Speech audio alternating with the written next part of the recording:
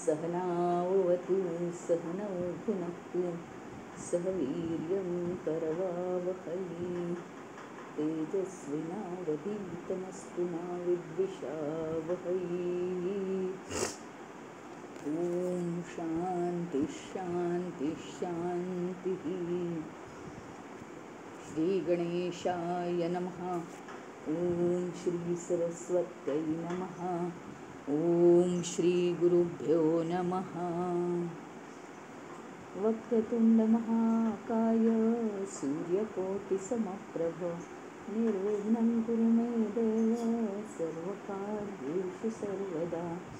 या कुन्देन्दुतुषारहारधवला या शुभ्रवस्त्रावृता या वीणावरदण्डमण्डितकरा या श्वेतपद्मासना या ब्रह्माच्युतशङ्करप्रभृतिभिर्देवैः सदा वन्दिता सा मां पातु सरस्वती भगवती निःशेषजाड्यापहा।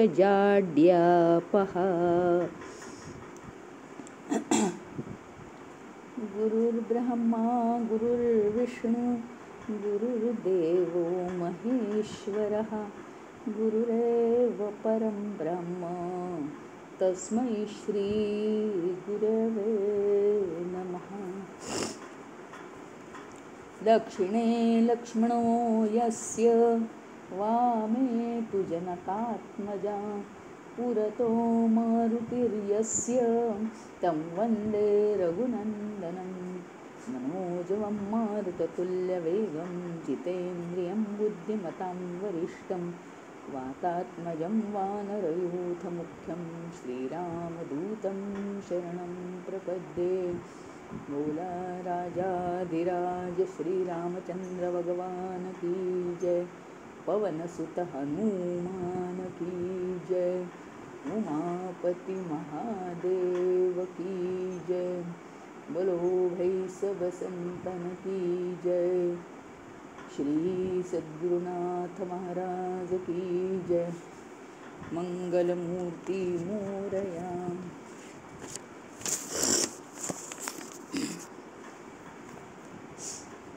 आपण बघितलं की सुग्रीवाला राज्य मिळालं, वालीचा वध झाला, पावसाळ्याचे 4 महिने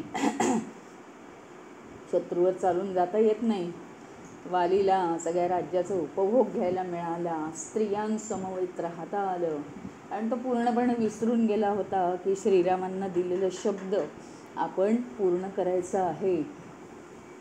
शेवटी हनुमानाने त्याला जागं केलं. इथपर्यंत काल आपण आलो होतो.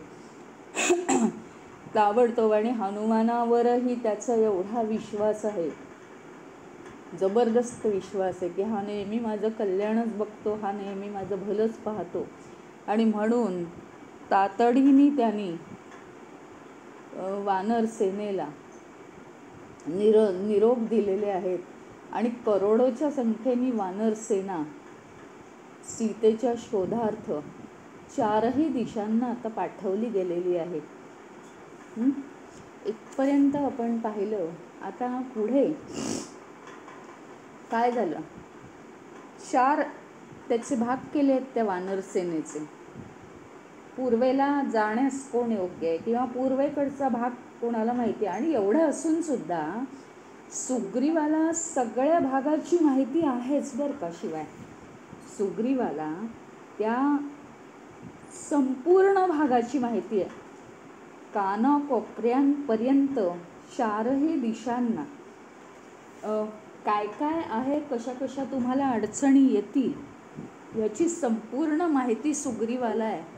काय जंगलं लागणार आहेत तिथे आणि काय तिथे अडचणी येणार आहेत, कसं जायचं आहे, कुठे कुठे तुम्हाला फळांचे वृक्ष सापडतील, कुठल्या बाजूने गेलात की कसं पाण्याचे झरे लागतील, हे सगळं सुग्रीवानी सगळ्यांना सांगितलेलं आहे. 4 तुकड्या केलेल्या आहेत. एक तुकडी पूर्व, एक पश्चिम, एक दक्षिण, एक उत्तर, अशा 4 तुकड्या केलेल्या आहेत. बहुतांशी कारण काय झालेलं आहे, ज्या अर्थी जटायूला मारलेलं आहे रावणाने आणि जटायूनी श्रीरामांना सांगितलेलं आहे की तो सीतेला घेऊन गेलेला आहे, त्या अर्थी एखाद वेळी रावण हा लंकेचा राजा आहे म्हणून एखाद वेळी दक्षिणेकडे असलेल्या लंकेकडे एक तुकडी पाठवावी आणि ती महत्त्वाची तुकडी असेल असं सुग्रीवानी विचार केला. त्याप्रमाणे दक्षिणेला पाठवलेल्या तुकडीमध्ये हे होते कोण कोण, हनुमान, अंगद आणि वृद्ध असा जांबुवान होता. पण गंमत अशी झाली बरं का की ही दक्षिणेकडची तुकडी किती मोठी असावी याचा एक अंदाज. एकदा काय झालं, असाच सकाळी सकाळी एक मोठा गरुड त्या समुद्र काठावरून फिरत होता आणि तो गरुड खरं म्हणजे भक्ष्याची वाट बघत होता. काही भक्ष्य मिळतंय का. खाली वाकून बघितलं तर तिकडे बाजूला जो आहे तो मोठा समुद्र आहे, माहिती आहे, उत्तर दक्षिण समुद्र आहे तो मोठा समुद्र आहे. बरोबर आहे, गरुड विचार करतोय बरं का आता. परंतु तो जिथे उडतो आहे तिथे खाली, गरुड खूप उंचून उडतो, तिथे खूप खाली असा हा कसला समुद्र, अतिशय त्यांनी धसकाच घेतलाय. म्हणजे इथे तर काही समुद्र नव्हता, एका रात्रीत असा कसा समुद्र निर्माण होऊ शकतो. आता ही आणखीन काय हे आहे, ही कोणती माया आहे का, हा कोणता चमत्कार आहे का, कोणाची ही शक्ती आहे, असा तो गरुड विचार करायला लागला की काय आहे. आणि म्हणून त्याला तितक्यात तहान लागते. तर तो म्हणजे त्याला अशी खरं म्हणजे काळजी वाटते की गरुडांमध्ये अतिशय मोठी शक्ती असते, गरुडांमध्ये अतिशय मोठी शक्ती असते. त्याच्यामुळे काय आहे की या मोठ्या शक्तीला कोणी अव्हेरलेलं आहे आणि कोणी एवढा मोठा समुद्र निर्माण केला आहे. म्हणजे आमच्या शक्तीपुढे एवढा बलवान कोण की जो समुद्र निर्माण करू शकेल, कोणती देवता आहे का काय आहे हे. तेवढ्यात त्या समुद्राचं पाणी पिण्याचा विचार त्याच्या मनात येतो आणि तो खाली येतो, खालच्या दिशेने येतो. माहिती आहे ना गरुड किती मोठा आहे. आता तो खालच्या दिशेने यायला लागल्यावर हे सगळे वानर पळायला लागतात. आता तो खाली येतो आहे, तो खाली येतोय. अंगद त्यावेळी विचार करतोय. त्यावेळी अंगदाचा असा विचार चालू आहे की जवळजवळ आता 1 महिना होत आला. महिनाभराचा अवधी आम्हाला खूप वाटला होता सीतेचा शोध घेण्यासाठी, पण अजून काही संकेत सुद्धा मिळत नाही. सीतामाई कुठे असेल, परत जावं एवढ्या उन्हा तान्हात, म्हणजे 1 महिना होत आला, सीतेचा शोध नाही. अन्न पाणी वाचून आता काही वानर आता मरतील का काय अशा अवस्थेला आलाय. आणि अंगद हा त्या तुकडीचा नायक आहे, त्यामुळे त्याला विचार करण्याची ही वेळ आली. बरं परत जर जावं तर एवढा अपमानास्पद आहे, श्रीरामांना काय तोंड दाखवायचं, आणि सुग्रीव हा वानरराज आहे तर त्याला काय सांगायचं, त्याच्या शपथेचं काय होईल. श्रीरामांनी तर एका बाणात वालीला मारलंय. आपलं म्हणजे आपण सगळ्यांनी मिळून सुग्रीवाची मान खाली घालायची का, हेही अंगदाला पटेना. त्याच्यामुळे तो विचार करत होता काय करावं, काय इथेच मरण पत्करावं उपोषण करून, असा विचार करत होता. आणि विचार करता करता त्याच्या मनात हाही विचार आला, बरं हे विचार तो मनाशी मोठ्याने बोलतोय, हे विचार तो मनाशी मोठ्याने बोलतो आहे, म्हणजे स्वतःशी पुटपुटतो आहे की अरे आत्ता जर आम्ही मरण पत्करलं इथे तर काय होईल माहिती आहे का. जो जटायू, जो एवढा गरुड असून सुद्धा, एवढा उंच आकाशात फिरणारा असून सुद्धा श्रीरामांचे पवित्र हात त्याला लागलेत मृत्यूनंतर आणि त्याचा उद्धार झाला आहे. आम्ही इथे वनामध्ये प्राण सोडले तर श्रीराम आम्हाला शोधत इथे येतील का, म्हणजे काय हे आमचं जीणं, असंही करणं बरोबर नाही, असा विचार तो मनाशी पुटपुटतोय. तो जरा मोठ्या आवाजात मनाशी बोलतोय. बरं, मोठ्या आवाजात बोलू नाही तर विचार करू, पण या गरुडांची ताकद असामान्य असते. आता तो जो विचार करतो आहे, तो विचार या गरुडाला समजतोय. जो गरुड इथे खाली उतरण्याच्या, खाली झेपावण्याच्या स्थितीत आहे, आणि तो गरुड तो अंगदाजवळ हळूच येऊन बसला. पण इतके मोठे त्याचे पंख असतात, एवढे मोठे पंख, सगळे वानर तिथून पळून गेलेले आहेत. अंगद स्वतःचाच विचारात आहे, त्यामुळे त्याला कळलेलं नाही आहे की हा माझ्या दिशेने झेपावतोय. पण तो खाली आला ना गरुड, त्याच्या एवढ्या मोठ्या पंखांमुळे इतके धुळीचे लोटच्या लोट या अंगदाच्या अंगावर आलेले आहेत. त्यातनं तो सावरला आणि तो घाबरून पळायच्या आतच हा गरुड त्याच्याशी बोलायला लागला. हा जो जटायू तू म्हणालास ना, जटायूचा विचार तुझ्या मनात आला, हा जटायू म्हणजे माझा लहान भाऊ आहे. आणि काय झालं, आम्ही उडत होतो तर सूर्यामुळे आम्ही खूप उंच उंच उंच गर्विष्ठपणाने उंच उंच उडत होतो. आम्ही दोघंही भाऊ, अनेक वर्षापूर्वीची गोष्ट आहे. आणि त्यामुळे काय झालं की जटायू खूप दूर उडून गेला, त्याला सहन होईना म्हणून. आणि मी मात्र, म्हणजे त्याचे पंख थोडेसे भाजले म्हणून तो लांब निघून गेला, आणि माझे पंख हे गळून पडलेत. इतकं ते उष्णतेचा त्रास झाला, म्हणून आज मी इथे आहे आणि मला उडता वगैरे येत नाही. हे सगळं तो सांगायला लागला. आणि हा जटायू म्हणजे माझा लहान भाऊ, त्याने श्रीरामांना मदत केली. आणि दुसरी गोष्ट, सीतेसाठी लढता लढता तो गेलेला आहे. वीरमरण तर आलंच आहे, पण त्याचा अंत्यविधी हा श्रीरामांच्या हातून झालेला आहे. त्याला अतिशय चांगली गती लाभलेली आहे. आणि दुसरी एक महत्त्वाची गोष्ट आहे की मलाही एका ऋषींनी सांगितलं होतं की ज्यावेळी श्रीरामांच्या कार्यात तू मदत करशील त्यावेळी तुला पंख येतील. पंख माझे नाहीसे झालेले आहेत.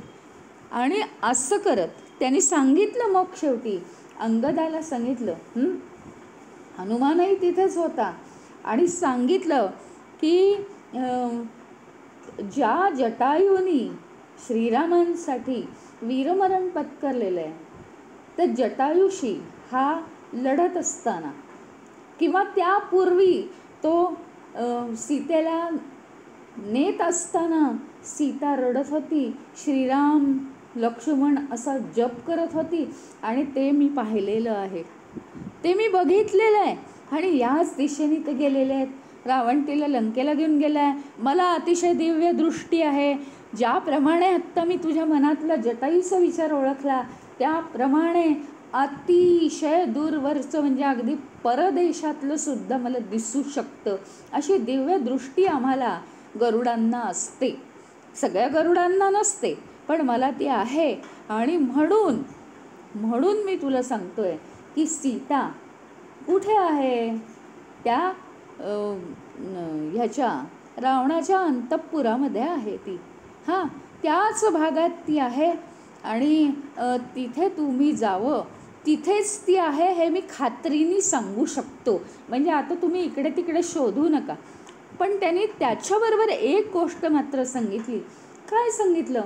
तर या सगळ्यांना थोडा आनंद झाला. हनुमानाला कळलं की अरे मोठी गोष्ट कळली आहे, सीतेचा नेमका शोध कुठे लागणार आहे हे कळलेलं आहे. हां, आणि आता काय झालं? आता असं झालं की म्हणजे ते सगळं बोलणं झालं आणि हा जटायू यांनी सांगितलं ना हे सगळं की सीता कुठे आहे. श्रीरामप्रभूंच्या कार्याला मदत केली, एवढं सांगितलं मात्र, आणि त्याला पंख फुटले आणि तो निघून गेला. अत्यंत आनंदी झाला. त्याच्या स्थानावर तो निघून गेलेला आहे. आता ह्यांच्या पुढे एक आहे, पण ते जात असताना तो एक मात्र बोलला नकारात्मक गोष्ट की एवढंच आहे की आता हा एवढा समुद्र जो आहे, केवळ समुद्र ओलांडून जाणं, छोटासा समुद्र आहे असं नाही आहे. तर रावणाने तिला लंकेत का नेलं आहे? पहिली गोष्ट म्हणजे लंका तशी कठीणच जायला, पण तरीसुद्धा सगळ्यात आधी म्हणजे आत्ता तुम्ही ज्या समुद्राच्या काठावर उभे आहात त्या समुद्राची लांबी 100 योजनं. आत्तापर्यंत आपण ऐकलं 100 योजनं दूर आहे तो समुद्र, आणि एवढा पार करून जायचं आहे. आणि हा फक्त काय आहे, दक्षिणोत्तर फक्त त्याचा किनारा आहे. लांबी काही विचारूच नका, ही रुंदी आहे समुद्राची 100 योजनं. तर आता असं आहे की तुम्हाला फक्त समुद्र ओलांडायची गोष्ट नाही आहे, तर हा समुद्र एवढा लांबच्या लांब 100 योजनं. 1 योजन म्हणजे किती माहिती का? 8 मैल. 1 योजन म्हणजे 8 मैल. 100 योजनं म्हणजे 800 मैल. इतका लांब, पण तो एकाच याच्यानी म्हणजे कुठे उतरता येणार नाही आहे. तिथं काही जमीन बिमीन काही नाही तुम्हाला. तर तसं जायला तुम्ही पाहिजे. एवढं तो म्हटल्यावर हे सगळे काय आहे की थबकले की आता काय करायचं. सगळ्यांना एकदम हे झालं, नाराज झाले सगळे. हां,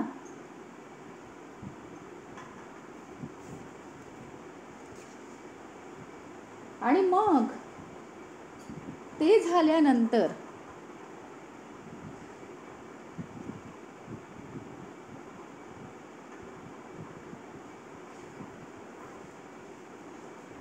त्यांनी ते आपापसामध्ये आता बोलू लागलेत. काय बोलू लागलेत? आपण हे सगळं करू शकतोय का, हा प्रश्न त्यांना आलाय. हां, आणि एकदम नव्यानेच आता ही अडचण. म्हणजे काय होतंय माहिती का, प्रश्न सुटल्यासारखं वाटतोय, परंतु तो प्रश्न सुटत नाहीये. एक नवीनच एक अडचण. आता सीतामाई लंकेत आहे, बरोबर आहे, अहो, पण तिथे इतक्या कठीण समुद्र पार करून जायचं कसं?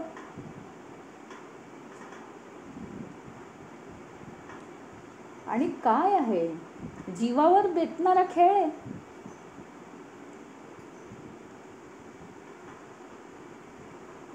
मग काय म्हणाला? एक एक जण सांगायला लागला, मी 1 योजनं लांब जाऊ शकतो बाबा, त्याच्यापेक्षा जास्त नाही मी उडी मारू शकत. कोणी म्हणे मी 65, कोणी म्हणे मी 90, असं सांगायला लागले. हां, त्याच्यानंतर प्रत्येकजण म्हणजे असे हे वानर आहे ना, एकदम मिश्किल असतात बरं का, एकदम निरागस असतात. स्वतःची शक्ती जरी कमी असली तरी तेच सांगतात. मग असं करत करत अंगद म्हणाला की मी 100 योजनं जाऊ शकीन हो, पण मला तिथून कोण आणणार परत? म्हणजे मला परत येण्याची ताकद नाही. 100 योजनं मी जाईन, पण मी इतका थकून जाईन, कारण माझी तेवढीच कपॅसिटी. जांबुवान काय म्हणाला?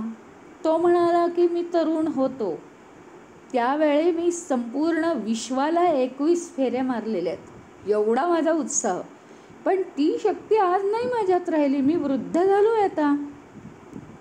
असं काहीतरी करायला गेलो तर माझं मरण पत्करेल आणि सगळ्यांना तीच काळजी राहील. मग काय झालं, सगळ्यांनी विचार केला. पण एक गंमत आहे, सगळ्यांनी आपल्या आपल्या मनातली भीती सांगितली. हां, पण उपाय काय करायचा हे मात्र कोणीही विचार करत नव्हतं. आता जांबुवंत आहे ना, अंगद जरी सेनानायक असला तरी त्यालाही काही सुचत नव्हतं की कुणालाच ही उडी मारता येणार नाही आहे एवढी. मग काय झालं, जांबुवंत वृद्ध आहे, सगळा सारासार तो विचार करतोय बरं का. मग आता तो तयार झाला की ही परिस्थिती आपल्याला हाताळायची आहे. प्रत्येक वानराजवळ जाऊन बोलायला लागला, अंदाज काढायला लागला, तू काय करू शकशील, तू काय करू शकशील. प्रत्येक वानर तर बोलला हो, परंतु हनुमान एका गोंधळलेल्या अवस्थेत होता. आणि जांबुवानाला वाटलं हा वानर काही बोललेला नाहीये, आणि तो जोपर्यंत बोलत नाही तोपर्यंत तो एक सामान्यच वानर होता बरं का. हुशार होता वगैरे बरोबर आहे, म्हणून तो सुग्रीवाचा तो मंत्री झाला. हां, म्हणजे ही गोष्ट जास्त कोणाला माहिती नाही आहे, पण सुग्रीवाला त्यांनी सांगितले की मी सूर्याकडनं ज्ञान घेऊन आलो आहे, आणि त्यांना त्यातलं काही विशेष नवीन नाही आहे. तो सूर्याकडून ज्ञान घेऊन आला आहे बरोबर आहे हो, पण सुग्रीव तर सूर्याचाच पुत्र आहे. म्हणजे काय, भरपूर एकमेक मोठे आहेत, ह्याच्यापेक्षा तो, त्याच्यापेक्षा हा. त्याची जी अलौकिक शक्ती आहे त्याला लहानपणी मिळालेले वर आहेत, हे त्या ऋषींच्या शापामुळे तो पूर्णपणे विसरला. पण मनामध्ये मात्र एक काहीतरी खटकतंय की मला श्रीरामांची सेवा करायची आहे. श्रीरामांचं हे जे कार्य आहे ते तळमळतात की सीता कुठे, सीता कुठे. आणि हे प्रभूच्या जीवनातलं सगळ्यात महत्त्वाचं कार्य मला करायचं, पण मला काही सुचत नाही, मी तरी कसं जाणार इतक्या लांब, असं काहीतरी तो विचार. आणि हनुमान हा बडबड करणारा नाही आहे, जोपर्यंत त्याला काही ठोस उपाय सापडत नाही तोपर्यंत. त्याला आता स्मृती नाही आहे सध्या, म्हणून तो शांत बसलेला आहे. ज्यावेळी सुग्रीवाशी मैत्री करायची होती तेव्हा तो श्रीरामांची कसा हुशारीने जाऊन बोलला, कारण तिथे त्याला स्वतःच्या हुशारीची गॅरंटी होती आणि काय केलं पाहिजे हे त्याला कळत होतं. पण इथे त्याला कळतच नाही आहे ना काही, त्याच्यामुळे तो शांत बसला होता. जांबुवंत हनुमानाजवळ गेला आणि जांबुवंताला अचानक आठवण झाली की अरे, ह्याला ना ह्याच्या शक्तीची आठवण नाही आहे, ती करून दिली पाहिजे. आणि त्याच्या शेजारी बसून त्याला लहानपणी कसे सगळे तुला वर मिळालेले सगळ्या देवतांकडून, तू किती श्रेष्ठ आहेस, असं त्याला एकटा बसून तिथे ते कोपऱ्यात जाऊन सांगू लागले की तुझ्या विस्मृतीत गेलेल्या आहेत या सगळ्या गोष्टी. तू लहान होतास तेव्हा सगळ्या देवतांनी तुला किती किती शक्ती दिल्या आहेत, त्या सगळ्यांची आठवण करून दिली. अलौकिक शक्ती, अलौकिक सामर्थ्य आहे तुझ्या अंगी, आणि त्या कुणालाही बहाल केल्या जात नाहीत. आणि ज्यांना अशा अलौकिक शक्ती बहाल केल्या जातात बरं का. आता हनुमानाच्या अंगात त्याने पराक्रम आणायला सुरुवात केली आहे. नुसतंच सांगत नाही आहे तो की परत हनुमान तर तेवढं सिरियसली घेईल की नाही. तो सांगतोय जांबुवान की ज्याच्या अंगी एवढ्या महापराक्रमी शक्ती ज्याला दिल्या जातात, याचं सामर्थ्य एवढं वाढवतात भगवंत, त्यावेळी त्याची किती मोठी जबाबदारी असते. त्या शक्ती काय उगीचच दिल्यात का तुला? तुझ्या जागी तुझ्या ठिकाणी त्या शक्ती पडून राहण्यासाठी दिल्यात का तुला? तुला आठवण आहे की नाही? उठ, उभा राहा. हां. आणि यावेळी जांबुवंतांनी जबाबदारीची आठवण करून दिली हनुमंताला. आणि मग मात्र त्याच्या अंगात असा जोम आला की असे जांबुवंताचे शब्द जसजसे कानावर पडायला लागले, सगळं सगळं सगळं हनुमंताला आठवलं आणि सगळी शक्ती एकवटली त्यांनी. त्याचा हळूहळू आत्मविश्वास वाढत गेला. आणि आत्मविश्वास तर वाढलाच, पण जसं जसं त्याला ही स्मृती झाली सगळ्या शक्तींची, तसा आता एकदम जोशाने त्यांनी आकार वाढवायला सुरुवात केली. मोठा मोठा आकार घेतला त्यांनी. सगळ्यांना इतकं आश्चर्य वाटलं, याला काय झालं. हां. आणि बोलण्यापेक्षा कृती महत्त्वाची, हनुमंताचं म्हणणं. तर त्याने आकार वाढवला. सगळेजण आश्चर्याने त्याच्या दिशेने पाहू लागले आणि भयानक मोठ्यांदा गर्जना करून तो आता महेंद्र पर्वतावर उड्डाण करू लागला.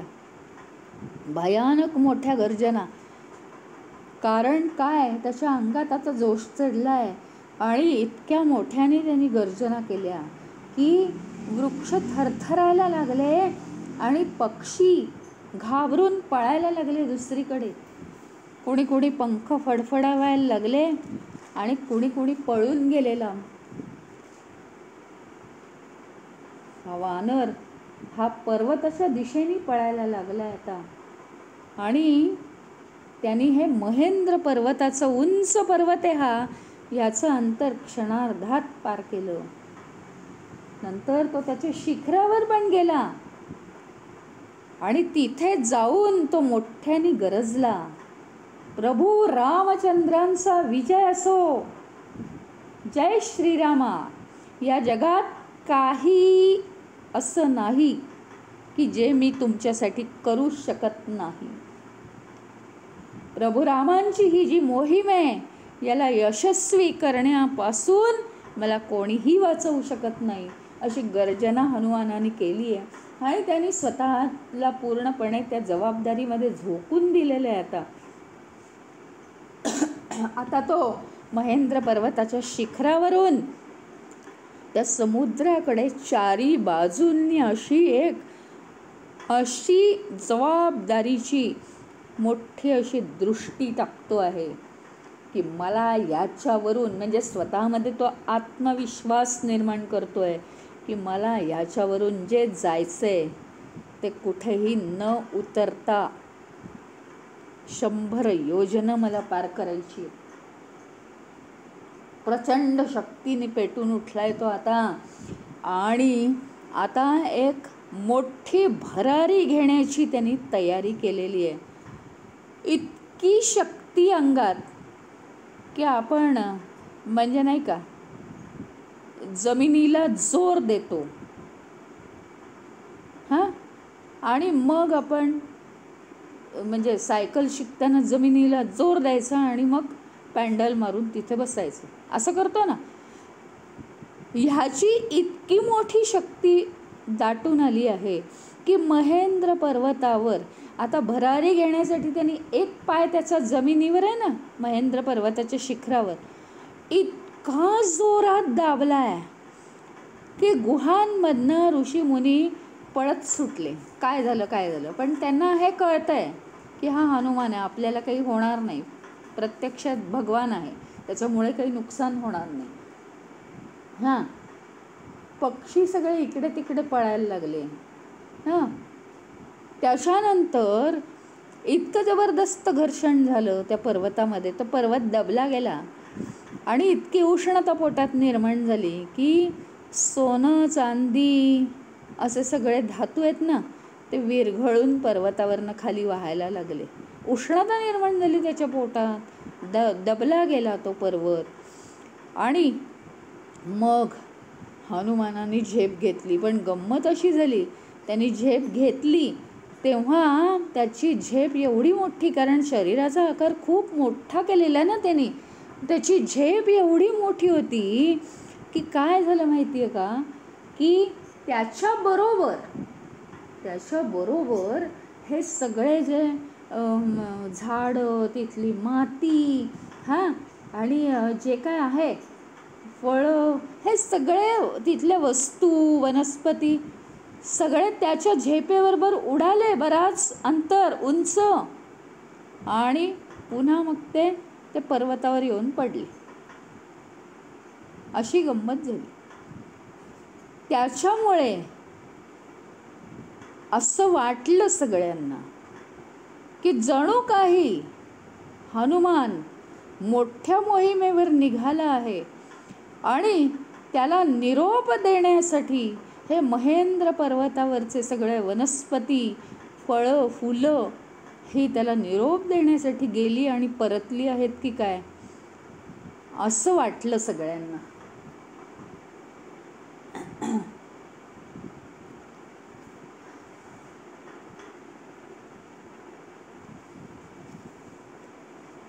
मग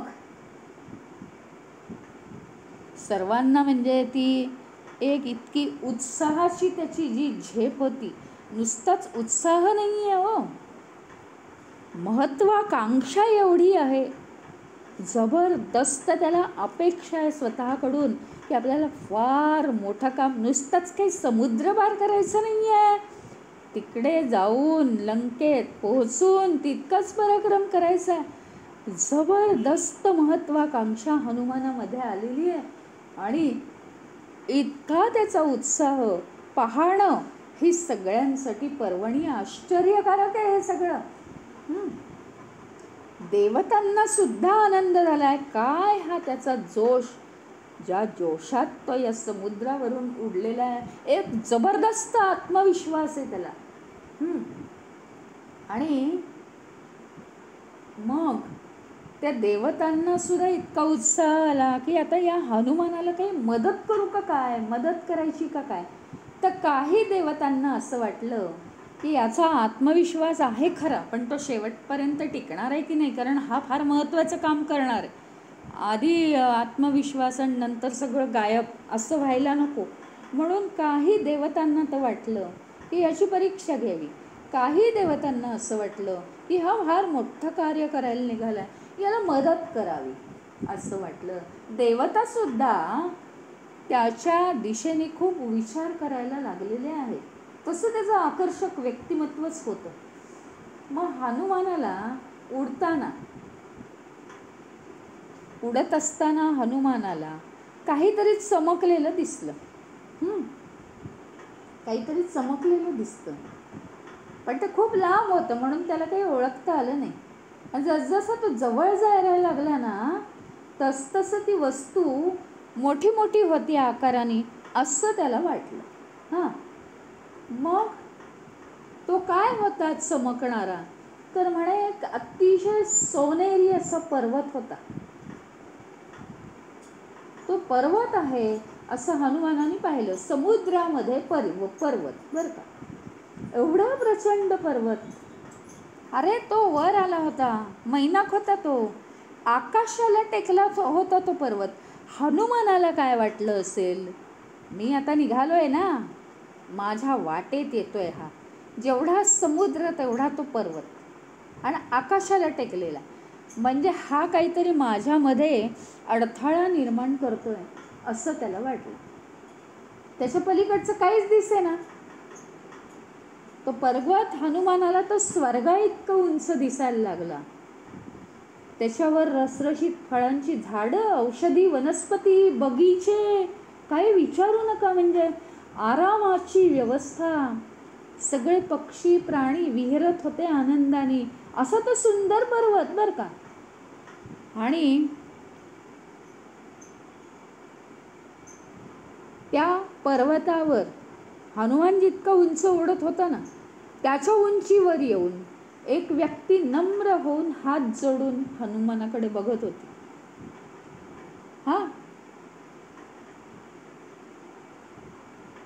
मोठी शक्ती असावी असं वाटलं, पण अगदी अतिशय मंजूळ आवाज यावा ना नदीतून, तसं.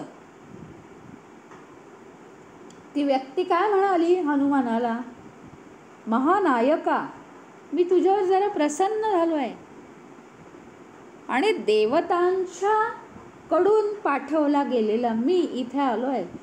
हां, तुझी जी इच्छा आहे, श्रीरामाला मदत करण्याची इच्छा आहे.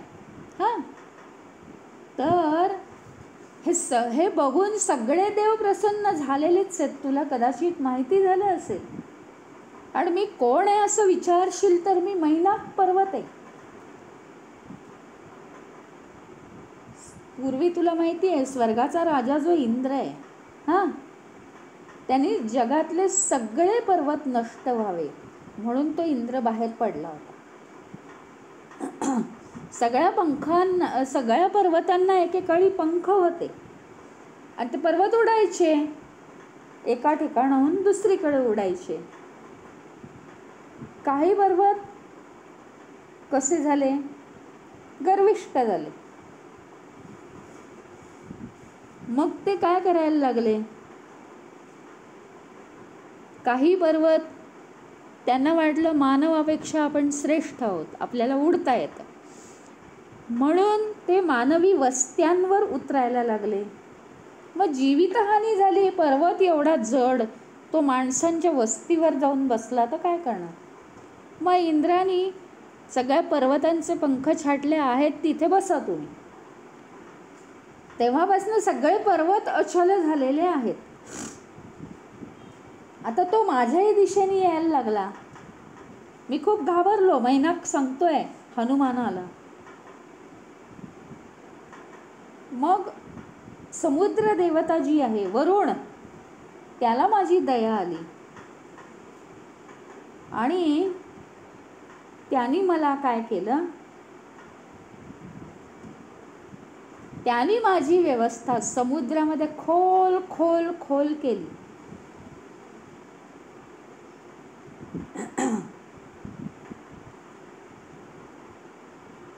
आता काय झालं की तू श्रीरामांच्या सेवेला निघालायस ना. सगळ्या देवता तर खुश आहेत तुझ्यावर, प्रचंड खुश आहेत. म्हणजे त्यांना असं वाटतंय काय मदत करून काय नको. आता मी इथं समुद्रात आहे. वरुण देवतेने तसे माझ्यावर उपकारच केलेले आहेत. मला समुद्रात त्यांनी खोलवर माझी तयारी केली, माझी वस्ती केली, माझं रक्षण केलं. पण तरीसुद्धा आजसुद्धा मला वरुण देवतेनेच सांगितलं आहे की मी तुझं योग्य वेळी रक्षण केलं आहे. आता तू एक काम कर, श्रीरामाची सेवा करणाऱ्या हनुमानावर मी प्रचंड खुश आहे. आणि त्या वरुणाने मला असं सांगितलं की मी एवढा खुश आहे तर तू समुद्रात आहेसच. ज्या समुद्रावरून हा हनुमान जाणार आहे त्या समुद्रामध्ये तू आहेस. तो इतका थकणार आहे एवढी 100 योजना जाऊन, त्याला जरा मध्ये विसावा मिळावा म्हणून तू काय कर, तर तू वर ये. तू किती सुंदर आहेस ते त्याला दिसू दे. त्याची जरा खाण्यापिण्याची व्यवस्था, तुझ्यावर झरे आहेत, तुझ्यावर फळा फुलांची झाडं आहेत, त्याला विहार करू दे आणि मग त्याला पुढे जाऊ दे. असं वरुणाच्या सांगण्यावरून मी इथं वर आलेलो आहे समुद्रातून. तर इथे विश्रांती घेण्याची मी तुला विनंती करत आहे. तर वरुण देवाने जशी माझी मदत केली तशी मला पण संधी मिळेल. हां, आणि तुझं पाऊल माझ्यावर पडेल हे माझं केवढं मोठं भाग्य आहे हनुमंता. आणि म्हणून तू राहा. मैनाक पर्वताने कितीही मोहात पाडलं तरी हनुमान असा बदणारा नव्हता कशालाही. श्रीरामांची सेवा ही सगळ्यात महत्त्वाची, त्याला विलंब होता कामा नये. हनुमानाने त्याचे आभार मानले, थोडासा हसला. तो म्हणाला, मी ज्या मोहिमेवर निघालो आहे ना, माझ्या शब्दकोशात विश्रांती हा शब्द नाही.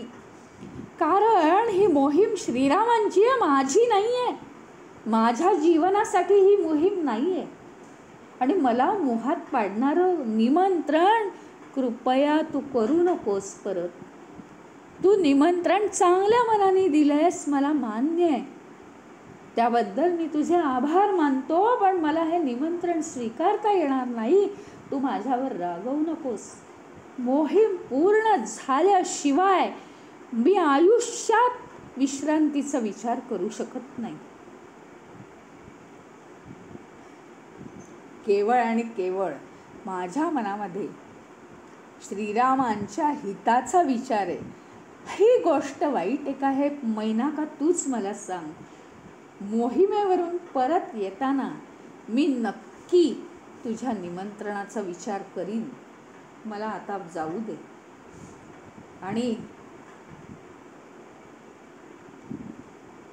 असं म्हणजे फार गर्व वगैरे किंवा असं वाटूनही मैनाकाला, म्हणून अतिशय प्रेमभराने हनुमानाने त्याच्या अंगावरून, पर्वताच्या अंगावरून हात फिरवलाय आणि आता तो पुढे निघालेला आहे. पुढे मार्गस्थ झाला. मैनाक अक्षरशः स्तब्ध झाला. इतकी समर्पण वृत्ती ती बघायला आत्ता श्रीराम पण नाही आहेत, पण एवढं मनापासून समर्पण मैनाकाला अतिशय आश्चर्य वाटलं.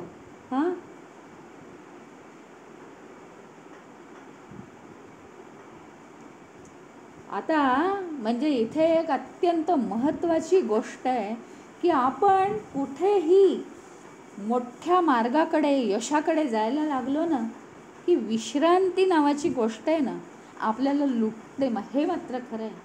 हनुमानाच्या जीवनावरून आपल्याला हे एक शिकण्यासारखं आहे. आणि समुद्राचं पाणी किती संथ आहे हे बघत अगदी कौतुकाने बघत हनुमान उडत होता बरं का.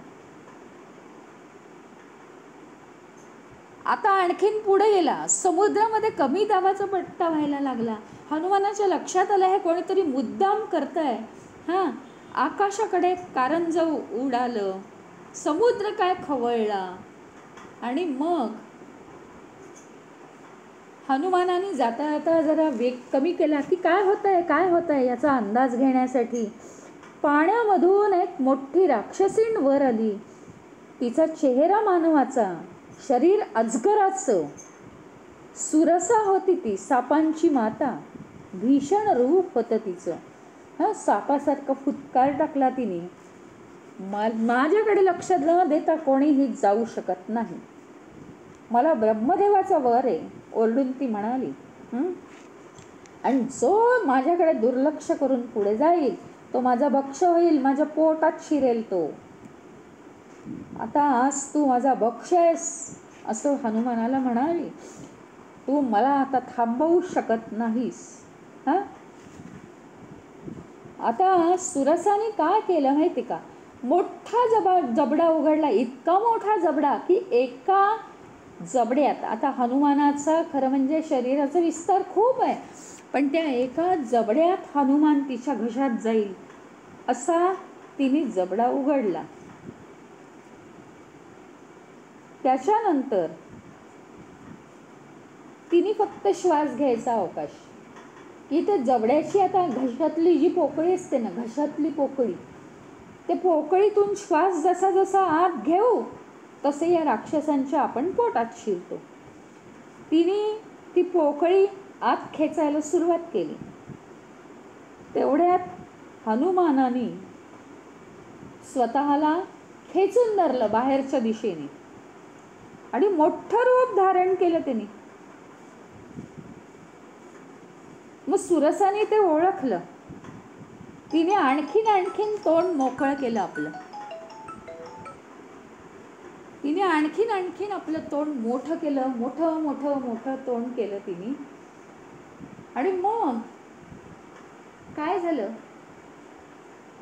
तिने 20 योजन लांब तोंड उघडलं तर हनुमान 30 योजन उंच झाला.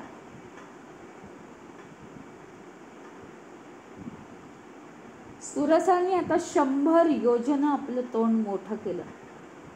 हनुमानाने एकदम माशीसारखा छोटासा आकार घेतला, तिच्या तोंडात प्रवेश केला आणि लगेच बाहेर निघाला तोंड बंद व्हायच्या आत.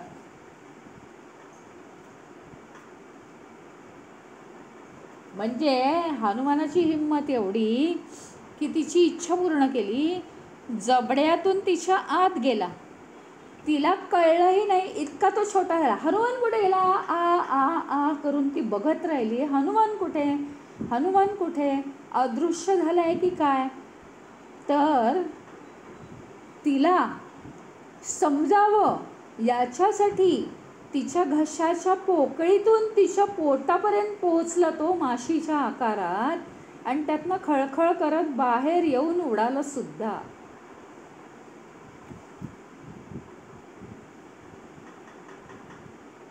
तिला तर जाणवलंही नाही. नंतर तिला काहीतरी जाणवलं की हा काहीतरी आपल्या पोटामध्ये हालचाल झाली.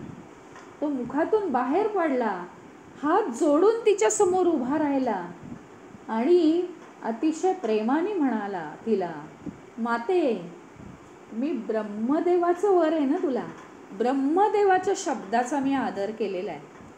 मी अपमान केला आहे का? नाही. मी तुला डावलून पुढे गेलो आहे का? छोटंसं रूप घेऊन त्याला तिथून निघून जाता आलं असतं, उडत जाता आलं असतं त्याला, तिच्याशी न लढता. पण तिने जेव्हा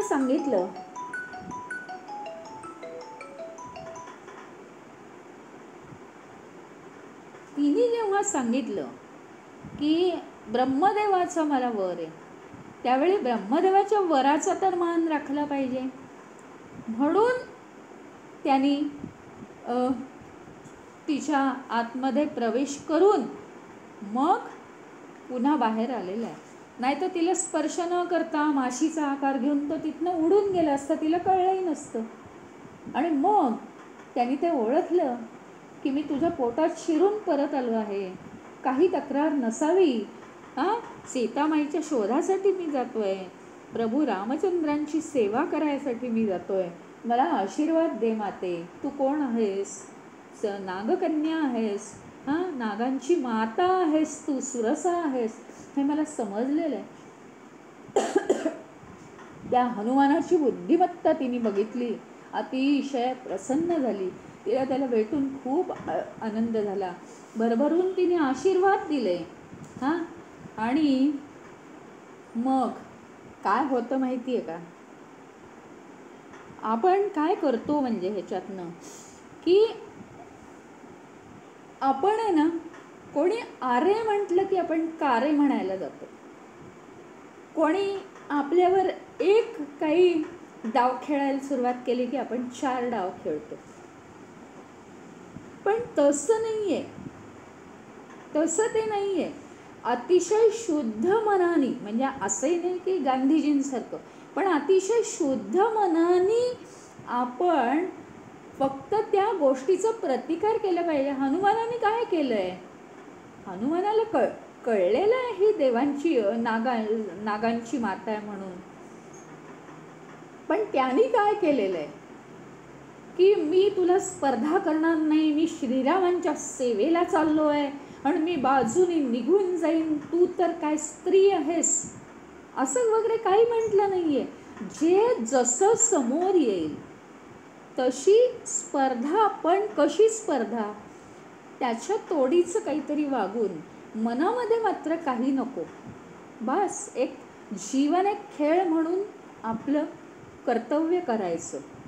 आणि मग जेव्हा ही स्पर्धा संपते, म्हणजे अतिशय हळूवारपणे समोरच्यापेक्षा जास्त ताकद माझ्यात आहे हे जेव्हा दिसतं, तेव्हा आपली खरी प्रगती झाली असते. काय आहे ही स्पर्धा? कशासाठी आहे? आपल्या मनात जेलसी निर्माण होण्यासाठी नाही आहे, तर खरी आपली प्रगती होण्यासाठी ही स्पर्धा आहे. आणि मग तो पुढे गेला.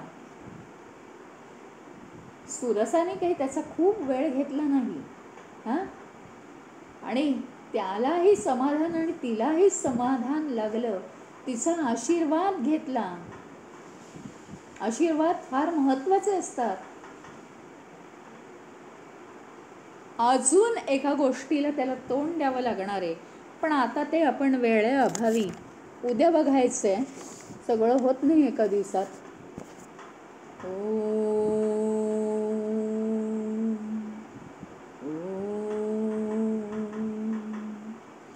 ओम पूर्णमदः पूर्णमिदं पूर्णात् पूर्णमुदच्यते पूर्णस्य पूर्णमादाय पूर्णमेवावशिष्यते. ॐ शान्ति शान्ति शान्तिः.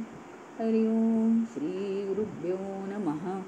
हरि ओम. पवनसुत हनुमान की जय. उमापति महादेव की जय. श्री रामचंद्र भगवान की जय.